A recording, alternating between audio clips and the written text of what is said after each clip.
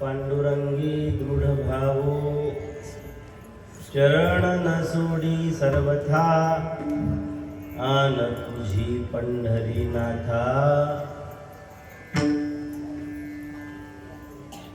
वदनी तुझे मंगळ नाम हृदयी अखंडित प्रेम चरण न सोडी सर्वथा आण तुझी पंढरीनाथा।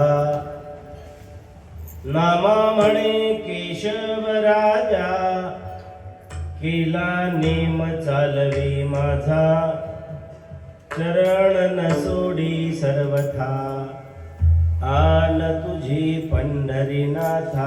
पांडुरंगा करू प्रथम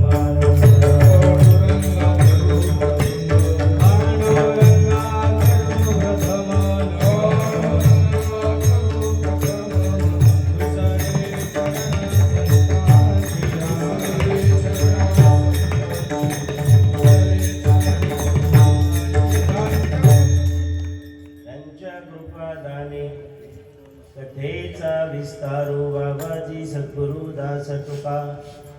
नमामि सद्गुरुं शान्तं सच्चिदानंद विग्रहं पूर्ण ब्रह्म परानन्दमीशमानन्दि वल्लभं।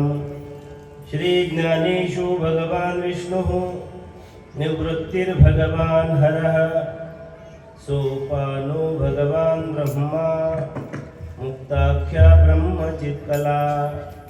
नमो सद्गुरु तुकया ज्ञानदीपा नमो सद्गुरु सच्चिदानंद रूपा नमो सद्गुरु भक्त कल्याण मूर्ती नमो सद्गुरु भास्करा पूर्ण कीर्ती विठ्ठल विठ्ठल।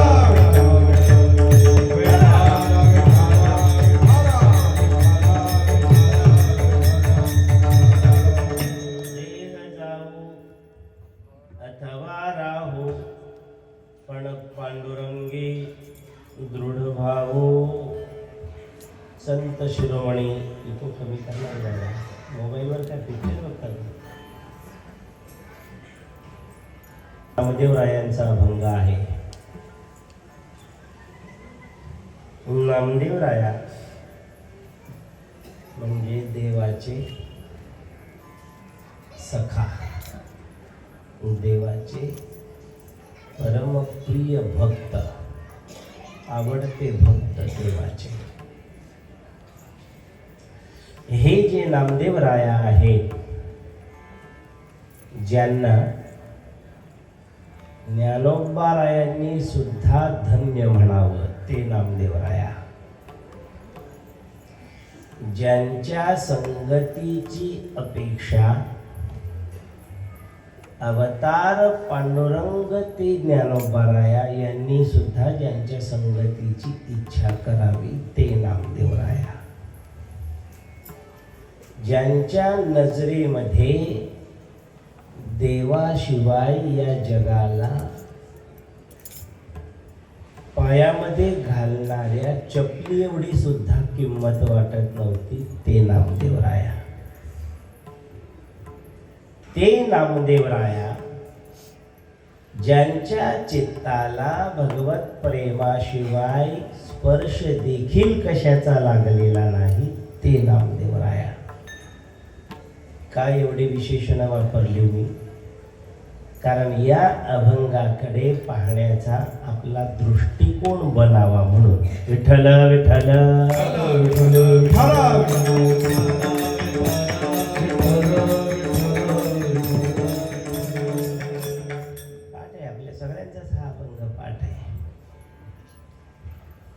वैकुंठवासी परमपूजनीय परमवंदनीय सवाराम बाबा बोलायचे की सामान्य समाजात सामान्य अभंग असावा लोकांच्या परिचयाचा। ठीक आहे महाराज पण समस्या अशी झालेली आता लोकांच्या परिचयाचे अभंग तरी किती राहिले महाराज। गोवा लोकांना सुद्धा मोबाईलची जेवढी माहिती तेवढी अभंगाची माहिती राहिलेली नाही। आता कसं समजावं लोकांना की कोणते अभंग परिचयाचे राहिलेले आहेत। जुनी म्हातारी माणसं चष्मा लावून सुद्धा टीव्ही दिसत नाही तरी त्या टीव्हीत तोंड खुपसायची तयारी। त्यांना किती अभंगाचा परिचय असेल, कसल्या अभंगांवर चिंतन करावे. पण याच्याशिवाय गत्यंतर नाही. गत्यंतर नाही म्हणजे हेच करावं लागेल.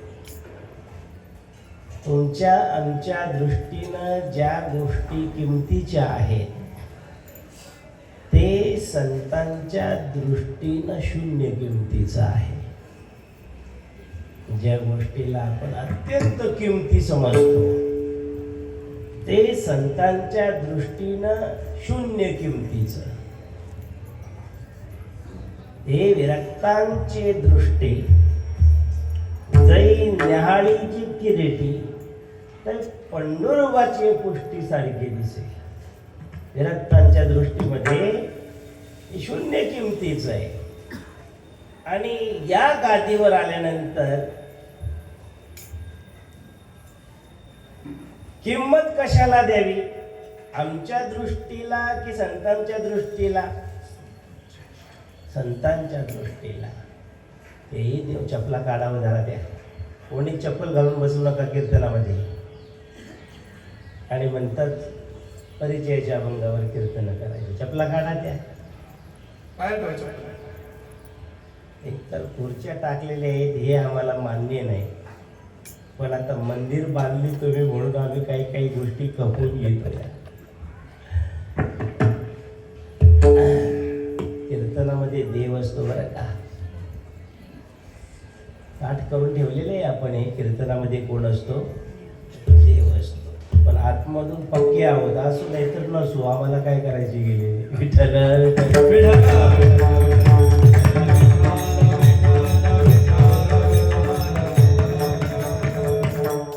देवराज महाराजांनी सांगितलं म्हटल्यानंतर मग काय आम्हाला प्रश्नच नव्हता ना तारीख घ्यायला.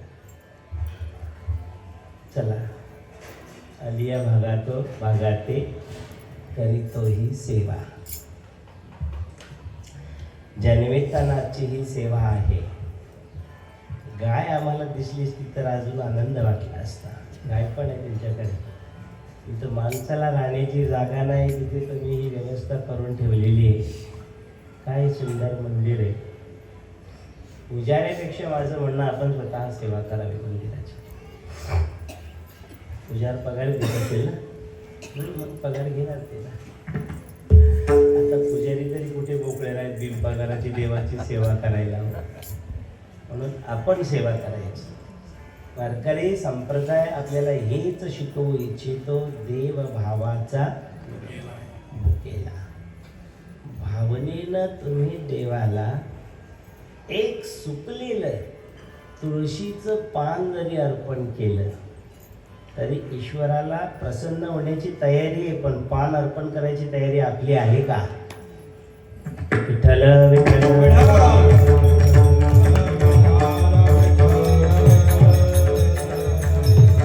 स्पष्ट शब्द ज्ञानोबा. मी उपचारे कवणाही नाकडे का. देव उपचारांनी प्रसन्न होत नाही. याचा अर्थ असा नाही इको जरा तो दंदन तुला इफेक्ट. हां, गायला ठीक आहे, ते बोलायचं असलं माहिती आहे ना. मग काय परीक्षा घेतो काय माझी?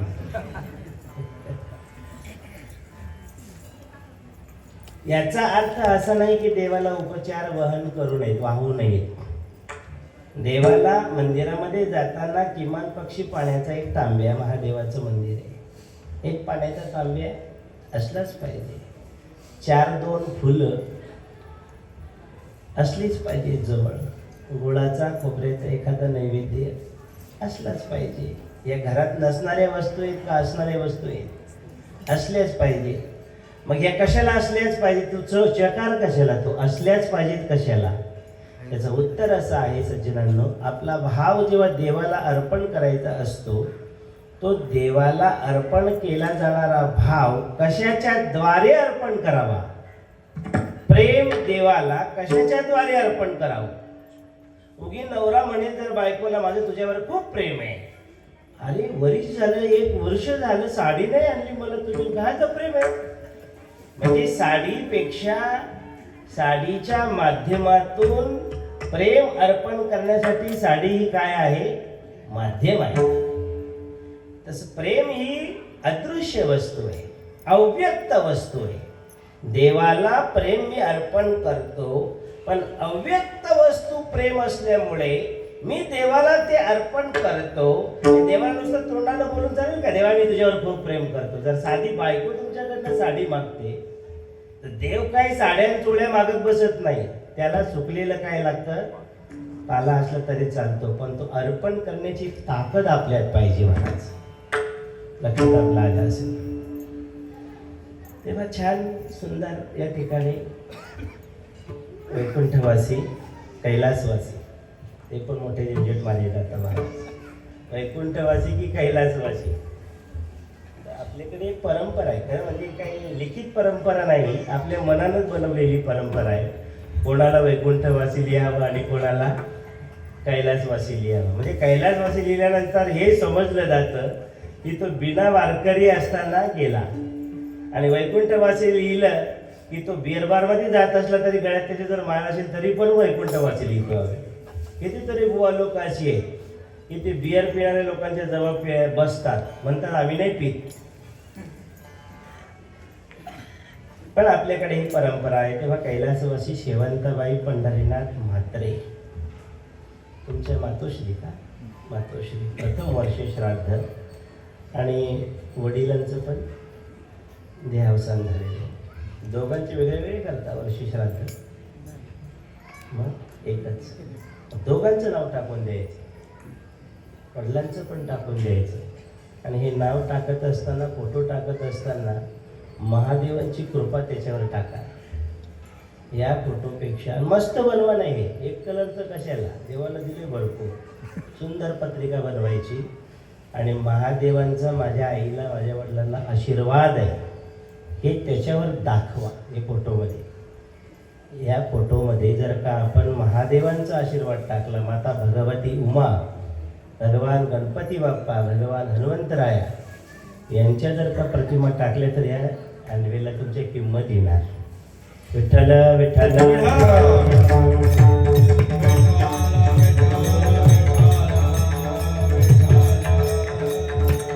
पण वडिलांची पुण्याई, आईची पुण्याई आपल्यासाठी काम करते हे मात्र निश्चित आहे. महाराज एक सांगू का तुम्हाला, थोडीशी जरा धैर्य ठेवा ऐकण्यासाठी. ज्याची माता किंवा ज्याची पिताश्री आपल्याकडे, आता हा समाज म्हटल्यानंतर खाणारा आणि बोलत नाही बघा, आपला समाज कसा होता? खाणारा आणि पिणारा पण होता. आता एखादा अत्यंत दारू पिणारा माणूस तो जिवंत असताना, म्हणजे हा जो देह आहे त्याची आपल्याला एक थोडीशी अर्धा तास मीमांसा करायची आहे. हा देह असताना तो जर अत्यंत खाणारा पिणारा गटारामध्ये पडणारा असेल तर त्याची झिरो किंमत आहे. हे बरोबर आहे, हे बरोबर आहे. परंतु ज्या वेळेला त्याचं देहावसान होतं त्यावेळेला त्याला किंमत असेल की नसेल, काय म्हणणं आहे तुमचं? बोला. देह सुटल्यानंतर ते आपल्यासाठी काय बनतात? पूर्वज. देह सुटल्यानंतर ते आपल्यासाठी पूर्वज बनतात. पण त्याच्या कर्माप्रमाणे इहलोकामध्ये त्याने जसे कर्म केलेले असतील तशा पद्धतीचा भोग भोगायला त्याला जावंच लागेल. त्यालाच काय, सगळ्यांना.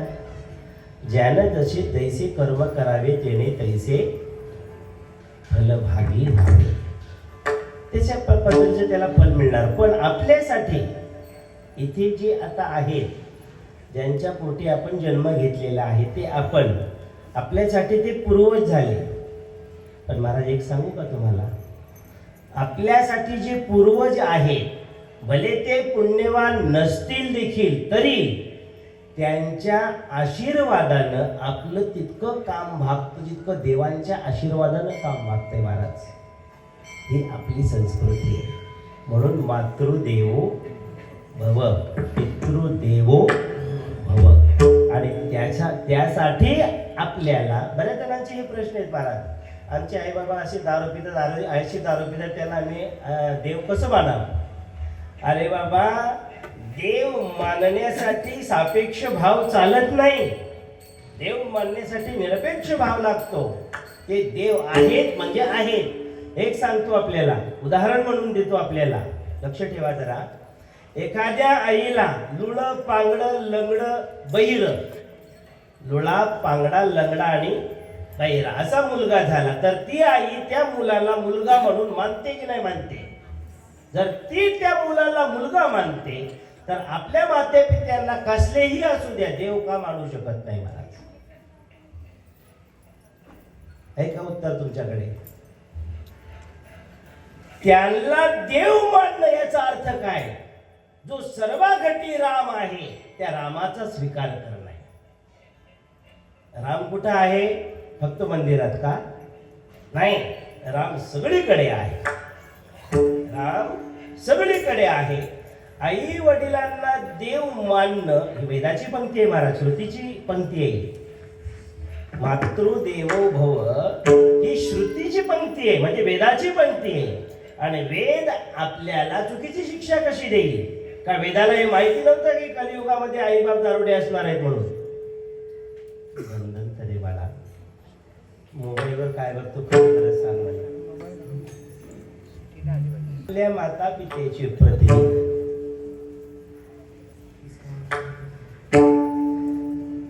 हा नाही, तो शिट्टी मारणारा माईक तो. चला जाऊ दे, चला जाऊ दे. काय म्हणत होतो मी? माता पिता देव गुरु. देव द्विज गुरु प्राज्ञ पूजनम शौचम आर्जवम ब्रह्मचर्यम अहिंसाच शारीरम तप उच्यते. तेव्हा माता पिता हे आपल्यासाठी कोण आहे? देव आहे. या भावनेने त्यांची पूजा ही आपण केलीच पाहिजे. आणि या न्यायाला अनुसरून आपले हरिभक्त पारायण आता एवढी नाव आहे. श्रावण पंढरीनाथ मातले तुम्हीच का? श्रावण का तुम्ही? वा,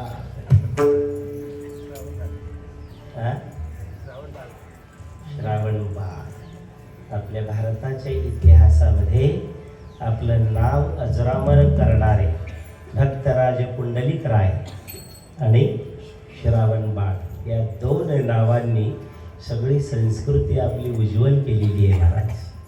आणि ते आपले पंढरीनाथ महाराज काय श्रावण पंढरीनाथजी यांनी आपल्या आईसाठी अन्नदान व्हावं आणि देवाच्या नामाचं चिंतन आईच्या निमित्तानं व्हावं यासाठी या कार्यक्रमाचं आयोजन केलेलं आहे. यद्यपि कीर्तनाची वेळ होती 10 ते 12, पण आता 12 वाजले तरी तुम्ही लोक अजून येत आहेत. आणि 1 वाजेस्तवर तुम्ही लोक येतच राहणार, म्हणून तुमची लोकांची वाट बघून कीर्तन करावं का वेळेनुसार झालं पाहिजे. मी वेळेवर आलो होतो, परंतु चला भगवान परमात्मा जेवढी सेवा आपल्याकडनं करून घेईल. तुम्हाला भूक लागली की सांगा बस फक्त मला, तेव्हा सोडेल. अन्नदान व्हावं हा हेतू असलाच पाहिजे. अन्नदानम महत् पुण्यम, सर्वाभूती द्यावे अन्न. या न्यायाने भगवन नाम चिंतन व्हावं या न्यायाने. आणि जवळ असलेले आपले भगवान महादेव यांना 2 शब्द हरिस्मरणाचे हरिसंकीर्तनाचे ऐकायला जावे या उद्देशानं ही सेवा आयोजित केलेली आहे. आणि हरिभक्त पारायणाचे परमस्नेही देवराज महाराजांनी आमच्याकडे ही सेवा सोपवली. परंतु जरा देवराज महाराज दक्ष कमी होते या कार्यक्रमात असे आम्हाला दिसतंय महाराज. तेव्हा कीर्तनाची सेवा देवाला ऐकवण्यासाठी, आम्ही मात्र देवाला ऐकवण्यासाठीच बोलणार. त्यासाठी नामदेवरायांचा अभंग आपण निवडलेला आहे. सगळ्यांच्या परिचित अभंग असावा म्हणून हा अभंग निवडलेला आहे. आता या अभंग आपल्या सगळ्यांच्या परिचित असेल कदाचित 4-2 पंक्ती, जो 4-2 शब्द नसतीलही, परंतु देह जावो अथवा राहो हे तर सगळ्यांनाच पाठ आहे ना. जसं हरिमुखे म्हणा सगळ्यांनाच पाठ असतं, तसं देह जावो अथवा राहो हे आपल्या सगळ्यांच्याच परिचयाची पंक्ती आहे. तेव्हा या पंक्तीवर जरी अतिपरिचयाची असली तरी त्याच्यामध्ये नामदेवराया आपल्याला कसं सुचवतात हे लक्षात घेण्यासारखं आहे. म्हणून थोडंसं आपण प्रयत्न करू. नामदेवरायांची पंक्ती आहे आणि नामदेवराया हे देवाचे अत्यंत लढीवाळ भक्त आहेत. देवाचे भक्त अनेक असतात, परंतु लढीवाळ भक्त देवाचे क्वचित बोटावर मोजणे एवढे असतात. आणि देवाला नामदेवरायांचा अभिमान होता. देवाला नामदेवरायांचा अभिमान होता. तो का? याचं उत्तर या अभंगामध्ये नामदेवराया देतात. म्हणजे या अभंगामध्ये नामदेवराया भगवान परमात्म्याविषयी असलेला आपला जो निर्धार आहे तो निर्धार व्यक्त करतात. विठ्ठल विठ्ठल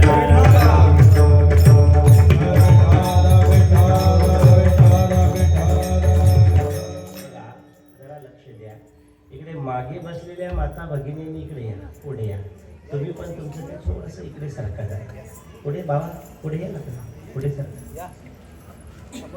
काय होईल, तुम्ही मागे बसल्यावर तुमच्या मागेच येऊन बसावं अशी नियम आहे. या इकडे पुढे सारखा.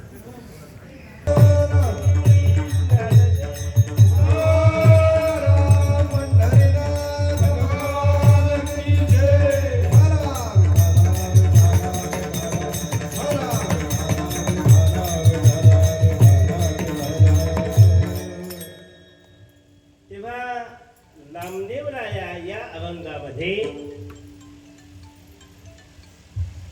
आपला निर्धार व्यक्त करतात. निर्धार. देवाला कोण आवडतो? देवाला भक्त आवडतो. म्हणून भक्ता राखे पायापाशी. आवडीच्या माणसाला आपण जवळ ठेवतो. बसमध्ये बसल्यानंतर आपण एखादा आवड नसलेला माणूस जर बसायला आला, आपल्याला वाटतं तो आता येतो बसायला, की लगे आपलाच रुमाल काढतो आणि बाजूच्या शीटावर ठेवतो. कशासाठी? नाहीतर तो येऊन बसेल आणि तो मला आवडत नाही. आणि कोणत्या तरी एखाद्याला आपण तिथे बसायला भले जागा देतो, पण आवडीच्या माणसाला आपण जवळ ठेवत नाही.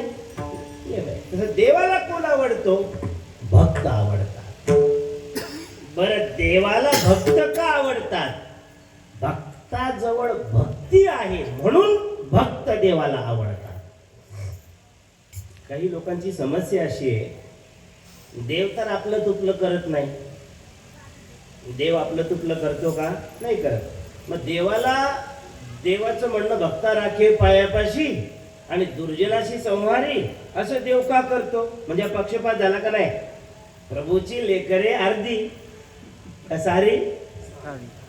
प्रभूची लेकरे सारी. सगळी कोणाची लेकरं आहेत? प्रभूची, देवाची लेकरं आहेत. पण लेकरं एवढं हरामी आहेत ते मात्र देवाला आपलं मानत नाहीत ना. आणि म्हणून भक्ता राखे पायापाशी. बरं, तरी सुद्धा नैर्गृण्य नावाचा दोष देवावर येतो, कारण तो आपलं तुपलं करतो. जर सगळीच्या सगळी देवाची लेकरं आहेत तर भक्ताला जवळ ठेवतो आणि दुर्जनांचा सत्यानाश करून टाकतो. कोण? देव. असं का करतो? हा देवावर आलेला दोष आहे की नाही? एकाला जवळ करतो आणि एकाला उडवतो. हा देवावर दोष येतो असं काही जणांचं म्हणणं आहे, पण त्याला हे माहिती नाही की भक्ताला सुद्धा देव जवळ का करतो. त्याचं थोबाड बघून जवळ करतो. थोबाड बघूनच जर का देवाला जवळ करायचं असेल तर ती कुबजेचं थोबाड कसलं होतं? शबरीचं चेहरा सांगू का आपल्याला? 60 वर्ष झाली दात नव्हते घासले तिने. एक दिवस दात नसू दे घासू द्या बरं, काय सुगंध येतो त्यांच्या तोंडातून बघा तुम्ही. अशी ती माता शबरी जिने 60 वर्ष कधी दात घासले नाही, त्या दातातून पोराचं फळ तिनं थोडस तोडून देवाला नैवेद्यासाठी ठेवलेलं आहे. त्या शबरीला भगवंतानं काय प्रेम दिलं महाराज. गोस्वामी तुलसीदासांसारख्या महात्म्यांना, ज्ञानोबाराय तुकोबारायांसारख्या महात्म्यांना तिला वंदन करावं लागलं महाराज. म्हणजे याचा अर्थ देव तोंड बघून जवळ करत नाही. तर भगवान परमात्मा त्या भक्ताच्या अंतरातली भक्ती बघतो आणि मग त्याला जवळ करतो. भक्त त्याला म्हणतात ज्यानं भक्ती कमावलेली आहे. लोकांनी ज्यांना हब लावलेले आहे ते नाही भक्त. ज्यांच्या जवळ भक्ती आहे तो भक्त आहे. विठ्ठल विठ्ठल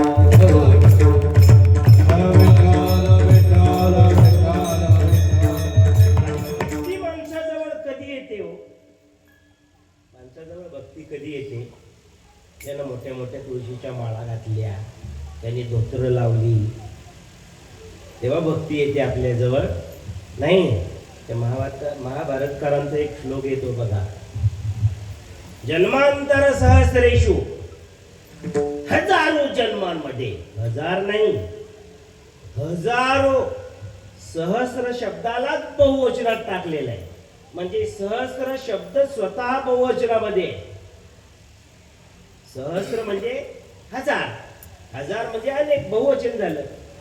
अशा सहस्र भक्तांचे सहस्र जन्म, त्या सहस्र जन्माचे समुदाय, एक सहस्र लोकांचा समुदाय, एक, दोन सहस्र लोकांचे समुदाय, दोन सहस्र, आणि दोन पेक्षा अनेक समुदाय, किती हजार गणना नाही. अशा सहस्रेषु जन्मांतरेषु, हजारो जन्मांमध्ये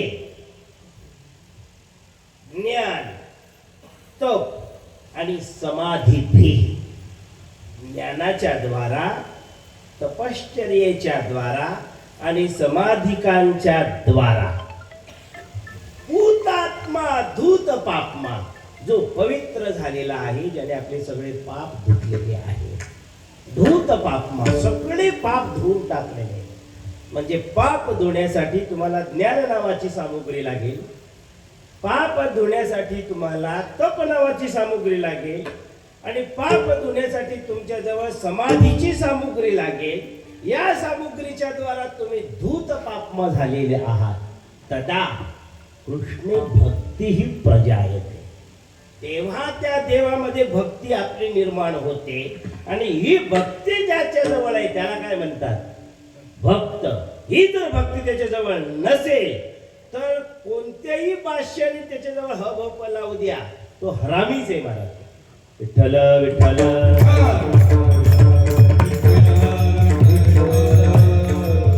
आपल्याला काय वाटतं, बास एकदा काय महादेवाच्या मंदिरात गेलो, त्याच्यावर पाण्याचा तांब्या टाकला, एखादं बिल्वपत्र वाहिलं की आपण देवाचे काय झालो?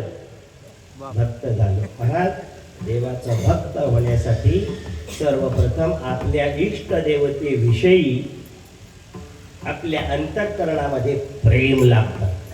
नाही, त्याचेही एक पुढचं वाक्य बोलतो, भक्त होण्यासाठी आपल्या अंतःकरणामध्ये दुनियेतल्या कोणत्याही गोष्टीपेक्षा फक्त आणि फक्त आपल्या इष्ट देवतेविषयीच प्रेम लागतं. त्याच्या व्यतिरिक्त प्रेमाला जर का वाटे करू आपलं शरीर जरी होत असेल तरी तो भक्त होत नाही. महाराज, विठ्ठल विठ्ठल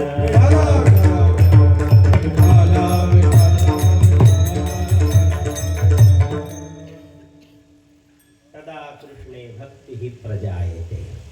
तेव्हा नामदेवरायांनी हे उदाहरण आपल्या समोर ठेवत असताना, माणूस सर्वप्रथम कशावर प्रेम करतो? माणसाच्या प्रेमाचा प्रथम विषय काय? असं जर तुमच्या समोर मी प्रश्न ठेवला तर उत्तर देता येईल का? प्रत्येकाची उत्तरे वेगळी वेगळी येतील. प्रत्येकाची उत्तरे वेगळी वेगळी येतील. आणि या जमान्यामध्ये जर तुम्ही पाहिलं तर आता काय तमाशा चाललाय. लोक आम्हाला वेडी बोलतात महाराज.